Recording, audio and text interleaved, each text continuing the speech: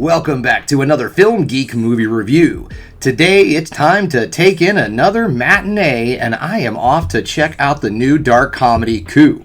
Coup tells the story of a cook who is hired to work at a very wealthy man's home as a private cook during the Spanish flu. On the secluded island, so far the flu has not hit them. But then, of course, as these things happen, the flu comes to the island. And during all of the chaos, that cook decides, you know what we need to do? Us servants, we need to form a coup. And they take over the wealthy man's home and start living the lifestyle that they want to live. So guys, this looks like a nice, fun, little class warfare comedy, and I couldn't be more excited to go see this film. So it's enough of me sitting here jabbering on. It is time for me to get out the door because I'm off to see Coup.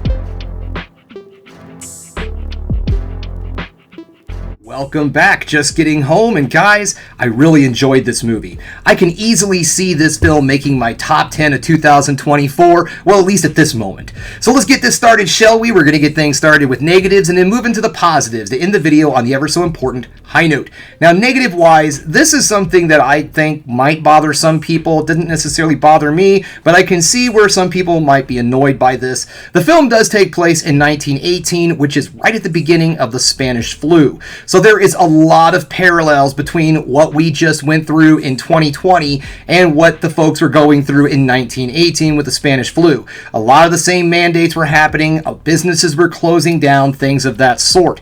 So if that's something that you just do not want to relive at this point in time, this might not necessarily be the movie for you, but I will say that if you think that you can push past it and check this movie out and be able to just see that as just something to make you familiar and give you some kind of way to identify with the people in the film and what they're going through, then this is an excellent film, guys, and it might be right up your alley. So let's move into the positives.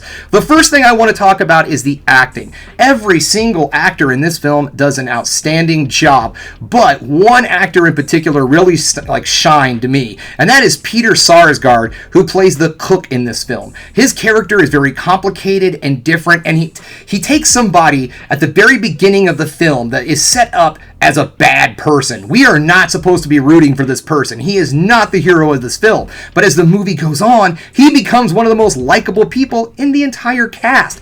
And Peter Sarsgaard does an excellent job of playing this character. Not to say that the other actors don't show up and do an excellent job, I just feel like his character itself really shined the most in this film. Now, this film is a dark comedy, but it's not a laugh out loud type of comedy. This is not something that you're going to find yourself doubled over, laughing and tears coming down your face. This is more of a Shakespearean / Greek comedy, which is more like, the opposite of tragedy. It's not necessarily something that you're going to find a lot of laughs in. The story is excellent. I love the way it's told. The entire film takes place pretty much in one location at this big manor on Egg Island. All of the wealthy people have fled to this island. They're living in their summer homes to try to stay away from the Spanish flu, to, isolate themselves. And so that's kind of where things go. Everyone's just stuck on this island because, of course, it gets to the island eventually.